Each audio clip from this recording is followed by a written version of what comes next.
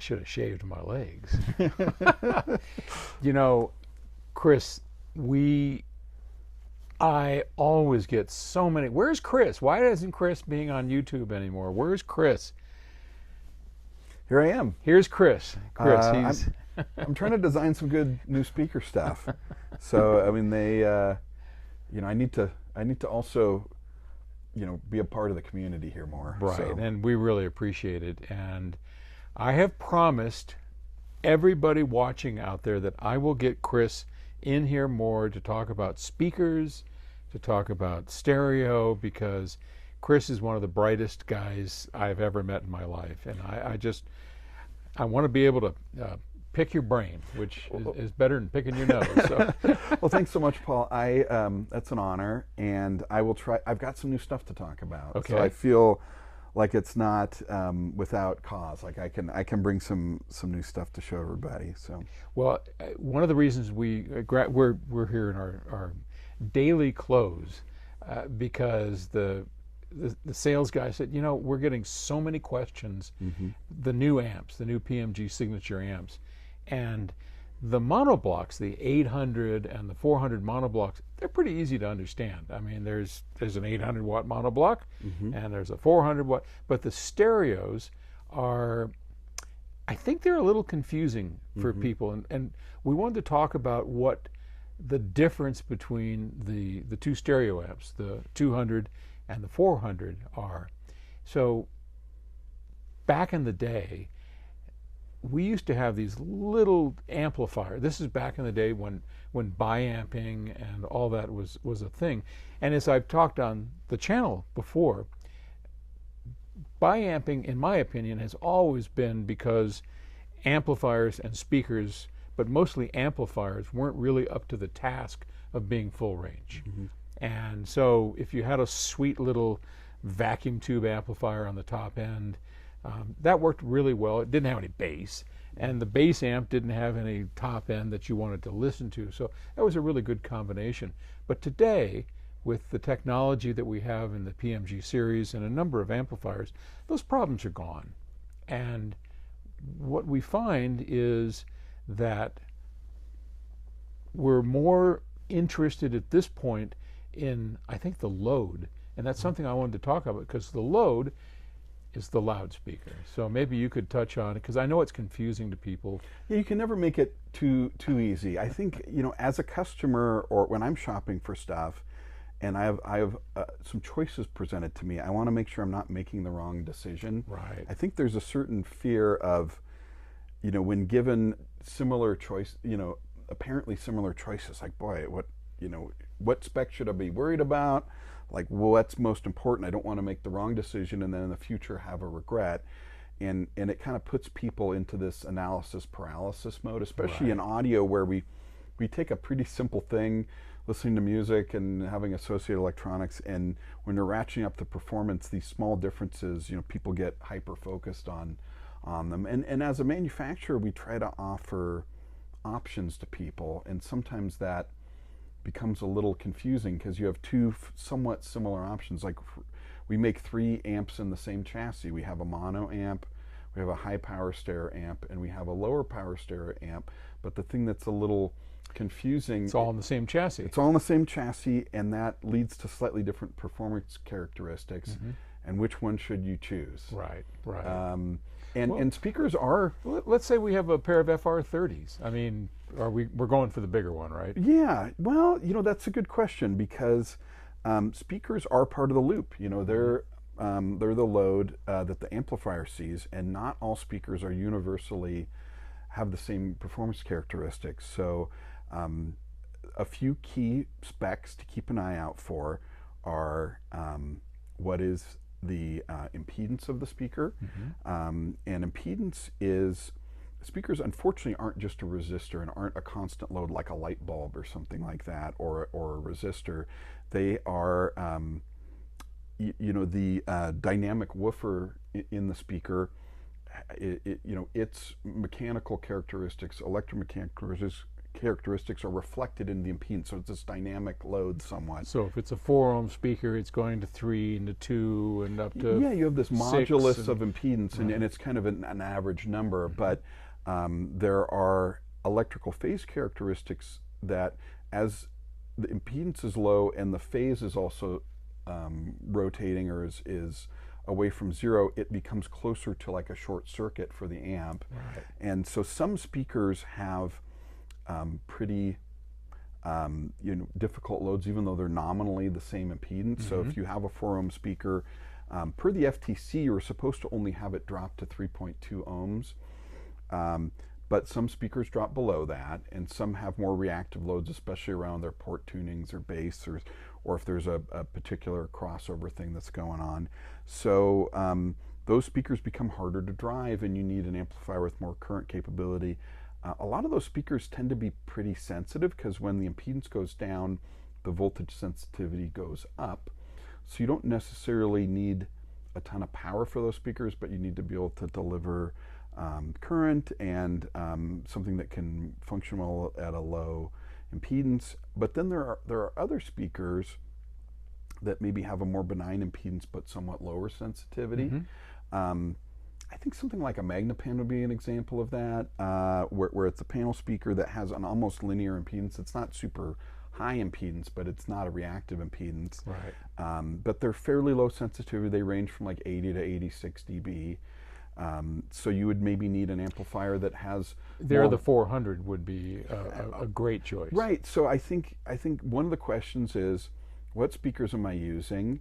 Are they a lower sensitivity speaker, or are they lower impedance? So give us some numbers. So what 82, 83? What's a low sensitivity well, speaker? yeah. So per, like, John Atkinson at Stereophile measured hundreds of speakers, and the average number between stand mount speakers and floor standing speakers was 87 dB. So I would say between all models, that's kind of an average sensitivity. Okay. So anything lower than that, let's say 85 dB and below, is low sensitivity, and 87 dB and up is sort of moderate to high sensitivity. The very highest sensitivity speakers are north of 100 dB, even slightly above that. So what does that mean? It means with 1 watt of power, or I should say 2.83 volts, which is 1 watt into 8 ohms. And if the speakers are not 8 ohms, Careful now. We're trying trying to keep it into okay. Yeah. So 1 watt's fine. So nominally a watt, let's say. I struggle with this all. Yeah. So the speaker would play that loud, and if you're seated, let's say 10 feet away, it would be roughly 10 dB less output than that. So an average listening level for a person, if you're listening at quieter levels, might be 70, 75 dB. If you're listening at loud levels, might be as much as 10 dB more than that. So how much power do you really need? Right. Is the question that people have. And so there's some kind of simple calculations for that.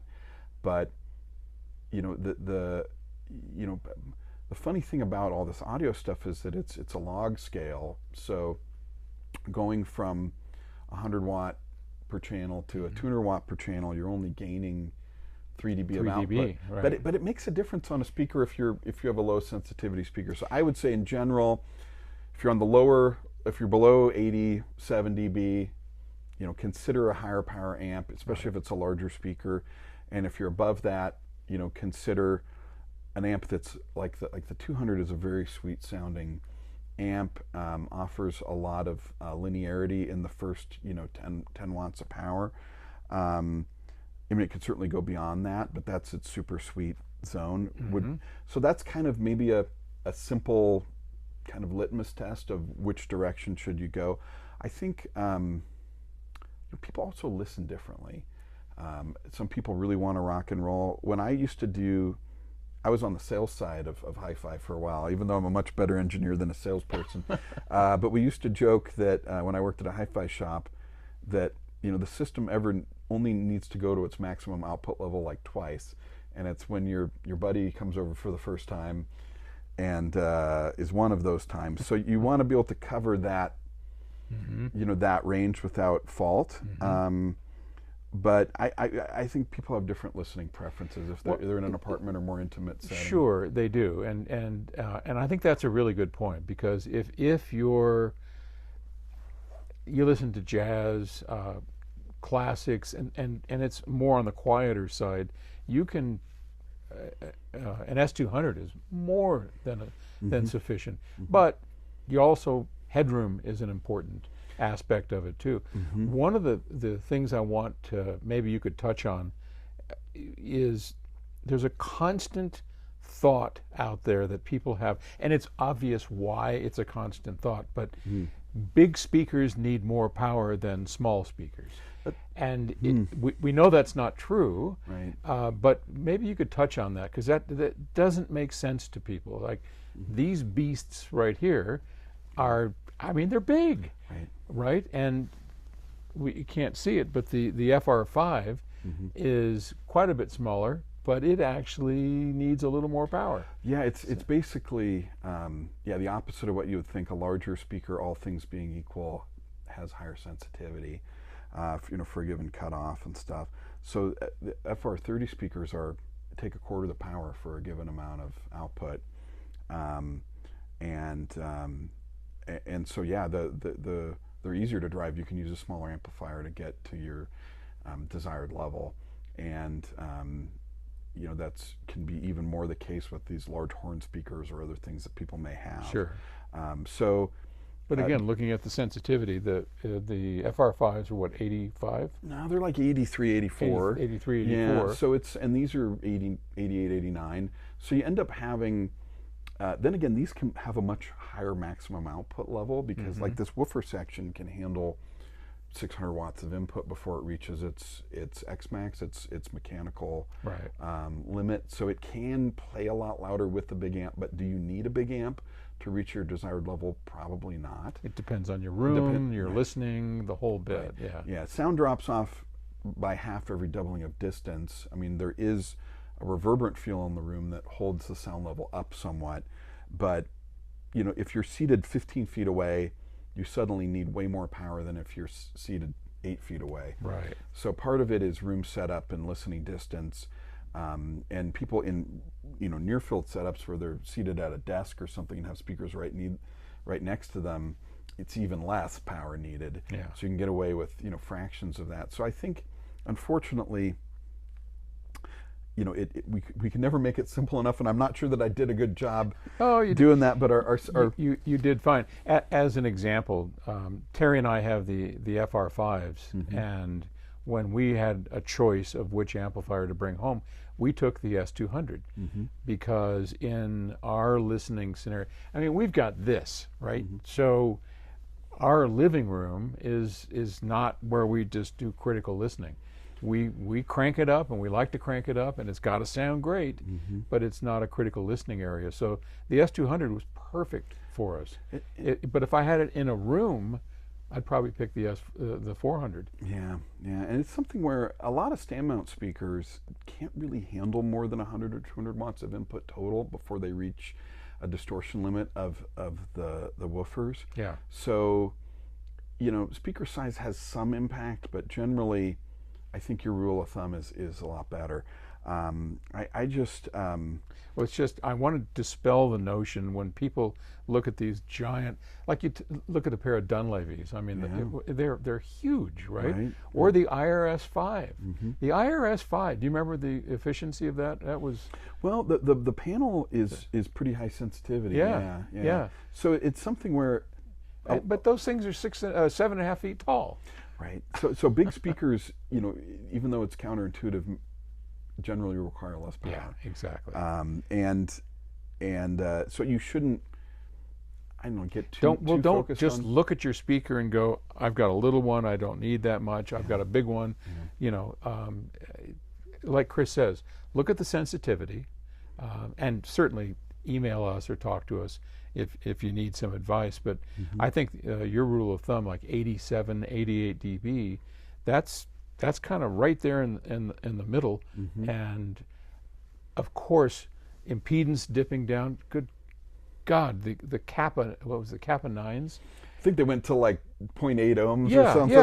Yeah. We used to call them the amp killer, and that was Infinity's loudspeaker. And then the what was Jason Bloom's Apogee. Oh yeah, yeah. The Apogees. Apogee's a high. Yeah. Yeah, oh man, half an ohm, but that's not typical. No, the speakers nowadays are generally pretty well behaved, Yeah. unless you're getting into ultra-fi territory where there's some more exotics. But Right. but the thing is, even a 100-watt amp, you're adding 20 dB on top of, for peaks, on top of what your speaker sensitivity is, not assuming any compression and stuff.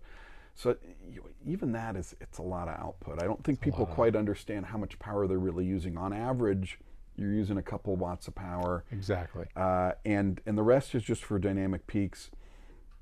It is useful to have some more headroom especially on lower sensitivity or harder to drive speakers, and that's why we're given the option. You got a choice. And if you like to rock and roll, or if you have a more demanding speaker, and if you can, I mean, the 800s behind here's what we use. Yeah, that's crazy land, but it sounds amazing. All right. Anyway, we just wanted to give you some thoughts about which one to choose, the S200 or the S400. Great amplifiers, Darren Meyer design. They're really it's not an evolution. They truly are revolutionary amplifiers, and if you get a chance to hear one, grab it for sure. Thank you, Chris. Thanks, Paul. And you will be back, right? I'll be back. That's my best Arnold impersonation. I'll be back. You heard him. All right. Thanks, Chris. Thanks.